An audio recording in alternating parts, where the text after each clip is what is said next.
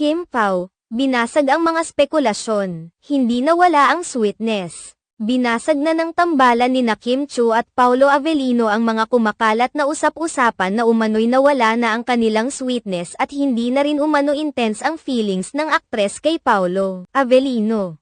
Unang lumabas ang mga bali-balitang ito sa isang episode ng showbiz-oriented vlog ni OG Diaz na umano'y may nagbago na sa pagtingin ni Kim Chiu kay Paolo Avellino at tila naasiwa na umano itong makipag-moment kay Paolo sa hindi malamang dahilan. Subalit ang mga ipinakita ni Kim Chiu at Paolo Avellino sa ngayon ay taliwas naman sa lahat ng mga sinasabi ng kilalang talent manager at showbiz insider na si OG Diaz. Hindi naman naging lingid sa kaalaman ng lahat ang all-out na suporta ni Kim Chiu sa inilabas na pelikula ni Paolo Avellino at Kylie Verzosa na pinamagatang Elevator. Nagpunta pa si Kim Chiu sa red carpet premiere night ng pelikula at pinaanyayahan ang kanyang mga tagahanga na suportahan at panoorin ang pelikwang pinagbibidahan ni Paolo. Sa kamakailang guesting naman ni Paolo Avellino sa It's Showtime ay kapansin-pansin ring ang kanilang mga sweet gestures sa isa't isa na kinakikiligan ng mga kasamahan nilang hosts at ng mga madlang people.